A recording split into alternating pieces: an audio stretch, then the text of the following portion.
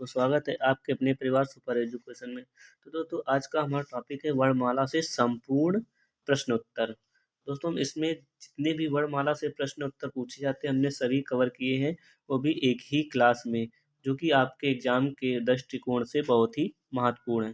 तो दोस्तों बढ़ते हैं अपने प्रश्नों की ओर। हमारा पहला प्रश्न है, वर्णमाला किसे कहते हैं। तो दोस्तों वर्णमाला, पहला ऑप्शन है शब्द के समूह को, दूसरा है आपका वर्णों के व्यवस्थित क्रम को, और तीसरा है शब्द गणना को, और चौथा है शब्दों के संकलन को। क्या है दोस्तों? शब्दों के संकलन को। तो हमारा राइट आंसर हो जाएगा दोस्तों वर्णों के व्यवस्थित क्रम को। कौन सा है? वर्णों के व्यवस्थित क्रम को, वर्णों के व्यवस्थित क्रम को। फिर नेक्स्ट प्रश्न है हमारा, भाषा की सबसे छोटी इकाई क्या है, बताइए। तो दोस्तों हमारी भाषा की सबसे छोटी इकाई हो जाएगी वर्ण, क्योंकि वर्ण से मिलकर ही हमारी बनती है शब्द, शब्द से फिर स्वर, फिर वाक्य। पहले दोस्तों वर्ण, वर्ण के बाद दोस्तों जो स्वर हैं तो दोस्तों इसका राइट आंसर हमारा हो जाएगा वर्ण। क्या हो जाएगा? वर्ण। बढ़ते हैं नेक्स्ट प्रश्न की ओर। और नेक्स्ट प्रश्न है, व्यंजन वर्ण की संख्या कितनी होती है, बताइए। व्यंजन वर्ण की संख्या कितनी होती है? हमारा ऑप्शन है 52, 35, 11 और 33। तो इसका राइट आंसर हो जाएगा दोस्तों, व्यंजन वर्ण की संख्या होती है कितनी, आपकी हो जाएगी 33। कितनी होती है दोस्तों? आपकी 33 होती है। अगर दोस्तों संपूर्ण वर्णों की संख्या पूछे तो दोस्तों संपूर्ण वर्णों की आपकी संख्या होती है 52। अगर सिर्फ व्यंजन पूछे तो 33। अगर स्वरों की संख्या पूछे तो आपकी ये 11 होती है। कितनी? 11। बढ़ते हैं नेक्स्ट प्रश्न की ओर। प्रश्न है, वर्णों की कुल संख्या कितनी है। दोस्तों अभी हमने बताया वर्णों की कुल संख्या होती है दोस्तों 52। कितनी होती है? 52। स्वरों की संख्या होती है कितनी? स्वरों की संख्या होती है 11। तो स्वरों की संख्या आपकी होती है 11। और अगर व्यंजनों की पूछे तो व्यंजनों की होती है 33। पढ़ते हैं नेक्स्ट प्रश्न की ओर। फिर नेक्स्ट प्रश्न है हमारा, उच्चारण के आधार पर स्वरों की संख्या होती है, बताइए। उच्चारण के आधार पर स्वरों की संख्या होती है 9, सॉरी दोस्तों 10, 11, 13। बताइए इनमें से कौन सा राइट आंसर होगा। तो दोस्तों अगर हम उच्चारण की बात करें तो दोस्तों उच्चारण की दृष्टि से हमारे स्वरों की संख्या होती है आपकी 10, अगर उच्चारण की दृष्टि से पूछे।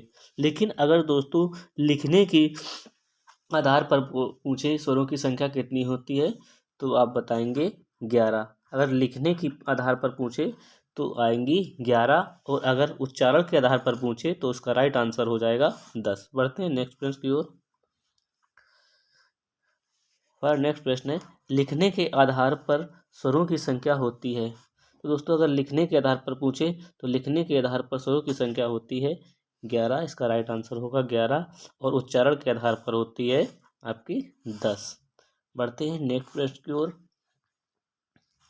हमारा प्रश्न है, स्थान के आधार पर मूर्धन व्यंजन क्या है, बताइए।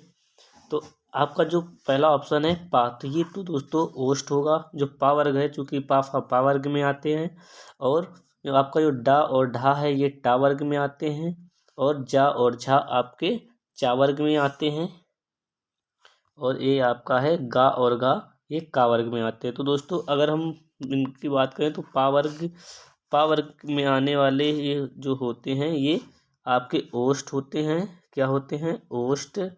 और आपके ये डा और जो ढा होते हैं जो कि टा वर्ग में आते हैं, ये आपके होते हैं कौन से? मूर्धन। कौन से होते हैं? मूर्धन। और जा और झा जो चा वर्ग में आते हैं ये होते हैं आपके तालब। और आपके जो का और वर्ग के होते हैं, जो का खा होते हैं, ये होते हैं का और खा वाले होते हैं, ये होते हैं आपके कंठ। तो दोस्तों इसका राइट आंसर हो जाएगा आपका कौन सा? डा और ढा, क्योंकि ये किस में आते हैं? मूर्धन्य में आते हैं। तो इसका राइट आंसर हो जाएगा दोस्तों आपका ये कौन सा? दूसरा हो जाएगा। तो इसका राइट आंसर दोस्तों हो जाएगा आपका दूसरा। बढ़ते हैं नेक्स्ट पेज की ओर। फिर है स्पर्श व्यंजनों की संख्या कितनी होती है बताइए। तो दोस्तों स्पर्श व्यंजनों की संख्या होती है आपकी 25। कितनी होती है? 25। व्यंजनों की संख्या दोस्तों होती है आपकी 33। कुल वर्णों की संख्या होती है, कुल अगर वर्णों की पूछे तो 52, स्वरों की संख्या पूछे तो 11। लेकिन यहाँ पर स्पर्श व्यंजन या इन्हें संघर्षी व्यंजन भी कहते हैं, तो इनकी संख्या होती है आपकी 25 दोस्तों। जी का वर्ग, खा वर्ग और आप का वर्ग, चा वर्ग और टा वर्ग, कौन से वर्ग? का वर्ग आपके हो जाएंगे इस पर व्यंजन में, और आपका चा वर्ग हो जाएगा, टा वर्ग हो जाएगा, ता वर्ग हो जाएगा और पा वर्ग। ये 5 5 होते हैं, इनको मिलाकर 25 हो जाते हैं। तो स्पर्श व्यंजन कितने हो जाएंगे? 25। बढ़ते हैं नेक्स्ट प्रश्न की ओर। हमारा नेक्स्ट प्रश्न है, निम्न में से कंठ ध्वनियाँ कौन सी हैं बताइए। कंठ ध्वनियाँ कौन सी हैं? ऑप्शन है का, खागा, फिर दूसरा ऑप्शन है चा, छा, और ऑप्शन तीसरा है टा और ठा, और ऑप्शन हमारा 4 है पा और फा। तो का दोस्तों कंठ हो जाएगा का वर्ग वाले, और चा वर्ग वाले तालव्य हो जाएंगे आपके, और टा वर्ग वाले हो जाएंगे मूर्धन्य। क्या हो जाएंगे दोस्तों? मूर्धन्य। और पा वर्ग वाले हो जाएंगे आपके ओष्ठ। तो इसका दोस्तों राइट आंसर आपका हो जाएगा कंठ है, तो ये का वर्ग जो है ये आपके कंठ में आते हैं। का वर्ग जो होती है कंठ ध्वनियाँ होती हैं। पढ़ते हैं नेक्स्ट प्रश्न की ओर। तो इसका राइट आंसर क्या होता है? ये निम्न में से तालव्य ध्वनियाँ कौन सी हैं? तो दोस्तों जो चा वर्ग होता है वो तालव्य होता है, का वर्ग होता है कंठ, टा वर्ग होता है मूर्धन, और पा वर्ग ओष्ठ, का वर्ग होता है आपका कंठ। तो राइट आंसर हो जाएगा इसका चा वर्ग, क्योंकि चा वर्ग के जितने भी होते हैं ये आपके तालव्य व्यंजन या तालव्य ध्वनियाँ होती है। बढ़ते हैं नेक्स्ट प्रश्न की ओर। फिर है हमारा प्रश्न, निम्न में से कौन सी दंत ध्वनियाँ हैं बताइए। निम्न में से कौन सी दंत ध्वनियाँ हैं? तो दंत ध्वनियाँ कौन सी है दोस्तों? तो ये हमारी हो जाएंगी, जो ता वर्ग होता है ये कौन सी ध्वनियाँ होती हैं? दंत ध्वनियाँ होती हैं। तो ता वर्ग में जो दोस्तों कौन सा आएगा आपका राइट आंसर? तो इसका राइट आंसर होगा ता, था और दा, क्योंकि ये ता वर्ग में है। क्योंकि चा वर्ग तो आपका ये हो जाएगा तालव्य, ये तो तालव्य हो जाएगा, और आपका ये हो जाएगा मूर्धन्य, और ये बा और भाव हो जाएगा आपका ओष्ठ। क्या हो जाएगा दोस्तों? ओष्ठ। बढ़ते हैं नेक्स्ट प्रश्न की ओर। हमारा प्रश्न है, निम्न में से नासिक के व्यंजन कौन से बताइए। नासिक के व्यंजन कौन से हैं दोस्तों? नासिक व्यंजन को ही हम पंचमाक्षर व्यंजन भी कहते हैं। क्या कहते हैं? नासिक व्यंजन का दूसरा नाम है पंचमाक्षर। पंचमाक्षर कौन सा है दोस्तों? पंचमाक्षर। ये आपके जो पांचवा वर्ग होता है, जैसे आपका ये पांचवा वर्ग में आ जाएगा आपका अंगा, कमा, इया, कौन सा दोस्तों? इया, फिर हो जाएगा आपका आड़ा, फिर हो जाएगा आपका आड़ा के बाद माँ, सॉरी दोस्तों ना, और फिर लास्ट में हो जाएगा आपका माँ, जो कि पा वर्ग में आता है। तो दोस्तों ये नासिक के व्यंजन है। नासिक के व्यंजन को पंचमाक्षर व्यंजन भी कहते हैं, जो कि आपका अंगा, इया, आड़ा और ना, माँ होते हैं। ये इनकी संख्या 5 होती है। प्रत्येक वर्ग का दोस्तों ये 5वां अक्षर सभी होते हैं आपके नासिक के व्यंजन। बढ़ते हैं नेक्स्ट प्रश्न की ओर। फिर दोस्तों ए ऐ वर्ण क्या कहलाते हैं दोस्तों? तो आपके ए ऐ कौन से वर्ण कहलाते हैं? तो दोस्तों ये कौन से कहलाएंगे? ये दोस्तों कहलाएंगे कंठ तालव्य। ये आपके कंठ तालव्य। दोस्तों कंठ तालव्य क्यों कहलाएंगे दोस्तों? क्योंकि आपका ये जो आ और बड़ा आ ये आपके होते हैं कंठ ध्वनियाँ, और जो आपका ये छोटी ई और आपका बड़ी ई होती हैं, ये होती हैं तालव्य। चूँकि ये कंठ तालव्य जो ए और ए हैं ये किससे मिलके बनते हैं? आ प्लस छोटी ई मिलकर क्या बनाते हैं आपके? ऐ। इसलिए इसे दोनों कंठ ये हो जाएगा आपका कंठ, और ये आपका ये आ जाएगा तालव्य में, इसलिए दोनों मिलकर ये कंठ तालव्य ध्वनि बनाएंगे। तो ये आप इसका राइट आंसर हो जाएगा दोस्तों कंठ तालव्य। क्या हो जाएगा इसका राइट आंसर? कंठ तालव्य। ये ध्यान रखना है। फिर बढ़ते हैं नेक्स्ट प्रश्न की ओर। हमारा नेक्स्ट प्रश्न है, निम्न में से अयोग्य व है बताइए। निम्न में से कौन सा अयोग्यवा है? छोटा आ, दूसरा ऑप्शन है अंक बिंदी, तीसरा ऑप्शन है ई और चौथा ऑप्शन है ऊ। तो दोस्तों इसका राइट आंसर हो जाएगा आपका अंक। क्योंकि अयोग्यवा की संख्या दोस्तों दो होती है। कितनी होती है? एक आपका ये होता है और दूसरा आपका होता है आ। ये दोनों क्या हैं? अयोग्यवा। पढ़ते हैं नेक्स्ट प्रश्न की ओर। नेक्स्ट प्रश्न है, वह व्यंजन है बताइए। ऊष्म, अंतस्थ, अल्प प्राण, महाप्राण। बताइए। तो इसका दोस्तों राइट आंसर हो जाएगा अंतस्थ व्यंजन। कौन सा व्यंजन है आपका? अंतस्थ व्यंजन। चूंकि या, रा, ला, वा ये क्या है आपके? अंतस्थ व्यंजन है। बढ़ते हैं नेक्स्ट प्रश्न की ओर। नेक्स्ट प्रश्न है, दो व्यंजन जब आपस में मिलते हैं, जब दो व्यंजन आपस में मिलते हैं तो क्या कहलाते हैं बताइए। तो ये कहलाते हैं दोस्तों संयुक्त व्यंजन। जब दो व्यंजन आपस में मिलते हैं तो क्या कहलाते हैं? संयुक्त व्यंजन। दोस्तों संयुक्त व्यंजन कौन कौन से होते हैं बताइए। संयुक्त व्यंजन आपके कौन कौन से होते हैं? तो ये दोस्तों आपके होते हैं, ये छात्री वाली छा, त्रा, ज्ञा और ये आपका स्रा। ये चार दोस्तों ये कौन क्या होते हैं? संयुक्त व्यंजन होते हैं आपके। बढ़ते हैं नेक्स्ट प्रश्न की ओर। मेरा नेक्स्ट प्रश्न है, पा, फा, बा, भा, मा व्यंजन कहलाते हैं ओष्ठ, कंठ, तालब, दंतोष्ठ। तो ये इसका राइट आंसर हो जाएगा दोस्तों आपका ओष्ठ। क्योंकि ये पा वर्ग के सभी हैं और पा वर्ग के जो व्यंजन होते हैं ओष्ठ ध्वनियाँ कहलाते हैं। कौन? ओष्ठ। बढ़ते हैं नेक्स्ट प्रश्न की ओर। हमारा नेक्स्ट प्रश्न है, वर्ग तालिका के अनुसार ह्रस्व, दीर्घ, प्लुत कहलाते हैं। ये क्या होते हैं? तो दोस्तों इसका राइट आंसर हो जाएगा ये आपके स्वर होते हैं। क्या कहलाते हैं? ह्रस्व, दीर्घ, प्लुत ये स्वर कहलाते हैं। पढ़ते हैं नेक्स्ट प्रश्न की ओर। हाँ नेक्स्ट प्रश्न है, का, खा, जा और फा ध्वनियाँ हैं।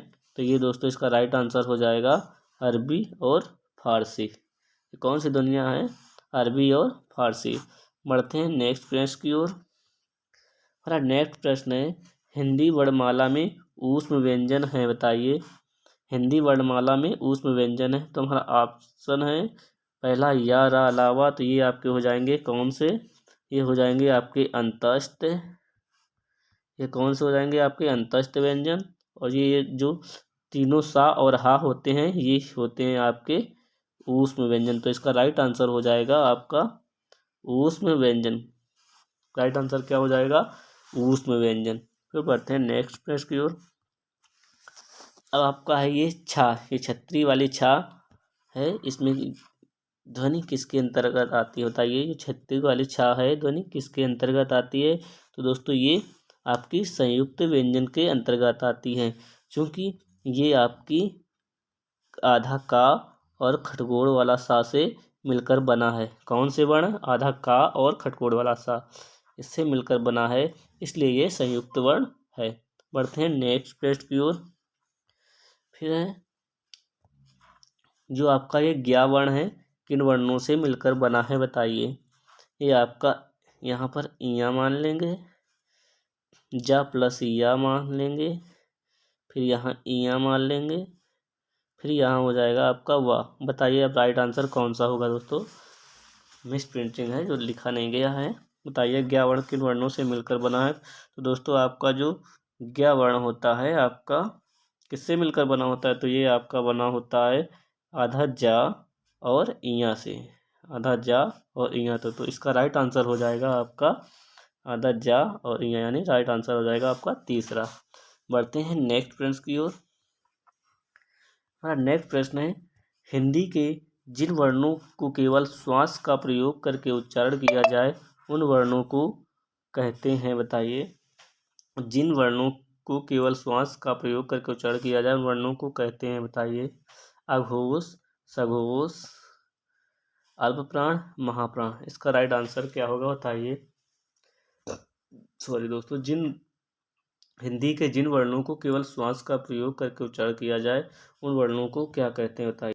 तो दोस्तों इसका राइट आंसर हो जाएगा आपका अघोष व्यंजन। क्या हो जाएगा? अघोष। चूँकि अघोष व्यंजन जो भी होते हैं उनको हम बिना श्वास के यानी श्वास का प्रयोग करके ही यानी कि श्वास का प्रयोग करके उच्चारण करते हैं और इसमें स्वर तंत्रियों में कंपन नहीं होता है।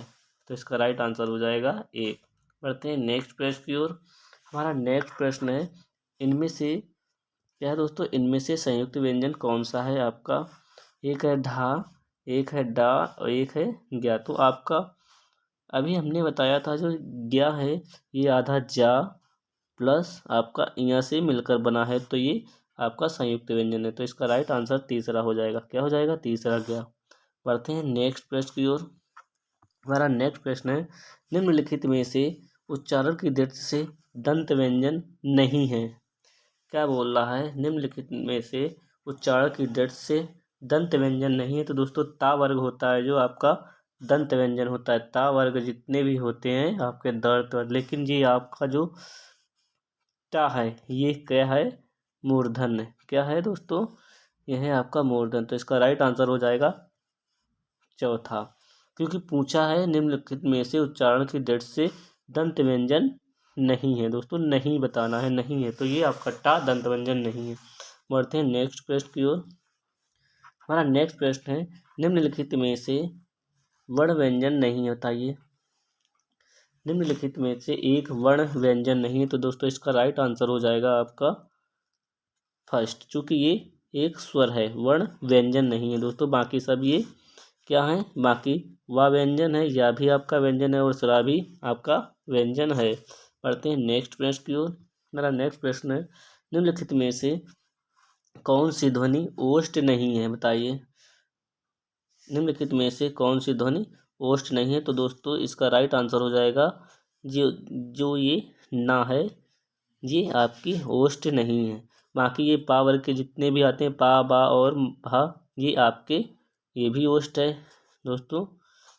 आपका ये भी ओष्ठ है और ये भी ओष्ठ है, ये भी ओष्ठ है, लेकिन ये जो ना है ये ओष्ठ व्यंजन नहीं है दोस्तों। ये कौन सा व्यंजन है, ये है आपका मूर्धन। कौन सा है दोस्तों, ये मूर्धन है। बढ़ते हैं नेक्स्ट प्रश्न की ओर। नेक्स्ट प्रश्न, निम्नलिखित में से अयोग्य वा है, बताइए। अभी दोस्तों इसने अभी बताया था, लेकिन इसमें थोड़ा सा ऑप्शन दूसरे तरीके से दिए गए हैं। पहला ऑप्शन है संयुक्त व्यंजन, दूसरा है विसर्ग, तीसरा है अल्पप्राण, चौथा है महाप्राण। तो दोस्तों अयोग्य वा की संख्या होती है दो। कितनी होती है, दो। कौन कौन सी, एक तो आपका ये अंक बिंदी होती है और दूसरा होता है आपका आहा। और जो आ होता है ये क्या होता है, ये विसर्ग। तो इसका राइट आंसर क्या हो जाएगा दोस्तों, राइट आंसर हो जाएगा दूसरा यानी विसर्ग। तो निम्नलिखित में से अयोग्य वा कौन सा है, विसर्ग। बढ़ते हैं नेक्स्ट प्रश्न की ओर। हाँ नेक्स्ट प्रश्न है, निम्नलिखित में से किसे हिंदी की मानक वर्णमाला में स्थान नहीं दिया गया है। तो बताइए कौन सा आंसर सही होगा। तो दोस्तों इसका सही आंसर होगा आपका श्री। दोस्तों हिंदी वर्णमाला में श्री को कोई स्थान नहीं दिया गया है दोस्तों। ये आपको देखने को मिल जाएंगे रा, क्रा और ऋषि वाले री, लेकिन आपको श्री को नहीं देखने को मिलेगा, जो स्टैंडर्ड फॉर्म नहीं है वर्णमाला की, ये ध्यान रखना है। बढ़ते हैं नेक्स्ट प्रश्न की ओर। हमारा नेक्स्ट प्रश्न है, निम्नलिखित में से पश्च ध्वनि है, बताइए। निम्नलिखित में से पश्च ध्वनि है, बताइए। तो दोस्तों इसका राइट आंसर हो जाएगा आपका क्या हो जाएगा, ये हो जाएगा आपका बड़ा आ। ये अगर दोस्तों हम बड़ा आ का उच्चारण करेंगे तो ये हमारे जीभ के पिछले हिस्से में कंपन होगा। किसमें होगा, जीभ के पिछले हिस्से में। और जो दोस्तों आ है ये आपका क्या है, ये है मध्य ध्वनि। कौन सी है, मध्य ध्वनि। और जो आपकी ये है ई और बड़ी ई है, ये कौन से स्वर हैं, अग्र स्वर है। कौन से स्वर है, अग्र। और आ जो है मध्य है। इसको दोस्तों ध्यान रखना है। बढ़ते हैं नेक्स्ट प्रश्न की ओर। हमारा नेक्स्ट प्रश्न है, निम्नलिखित में से कौन सा संयुक्त व्यंजन है, बताइए। तो दोस्तों इसमें नहीं शब्द जुड़ा होगा। निम्नलिखित में से कौन सा संयुक्त व्यंजन नहीं है दोस्तों, नहीं और जोड़ लो, नहीं है। तो दोस्तों इसका राइट आंसर क्या होगा। तो दोस्तों इसका राइट आंसर हो जाएगा आपका सा। ये नहीं है, क्योंकि बाकी आपका गा भी संयुक्त व्यंजन है और छतरी वाली छा भी आपकी संयुक्त व्यंजन है और सरा भी संयुक्त व्यंजन है।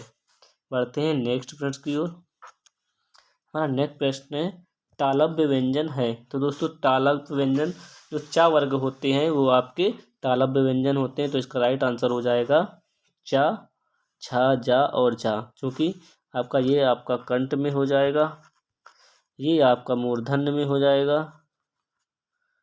किस में हो जाएगा, मूर्धन्य में, और ये आपका हो जाएगा दंत में, किसमें, दंत में। बढ़ते हैं नेक्स्ट प्रश्न की ओर। हमारा नेक्स्ट प्रश्न है, या अलावा किस वर्ग के व्यंजन है बताइए। तो ये आपके अंतस्थ व्यंजन है। कौन से हैं, जो ये या अलावा होते हैं ये क्या हैं, आपके अंतस्थ व्यंजन होते हैं। ये क्या होते हैं, अंतस्थ व्यंजन। बढ़ते हैं नेक्स्ट प्रश्न की ओर। हमारा नेक्स्ट प्रश्न है, प्रकम्भित, प्रकम्पित दोस्तों यहाँ पर होगा प्रकम्पित, प्रकम्पित या लुंठित व्यंजन कौन सा बताइए। प्रकम्पित या लुंठित व्यंजन कौन सा है बताइए दोस्तों, इसका राइट आंसर क्या होगा।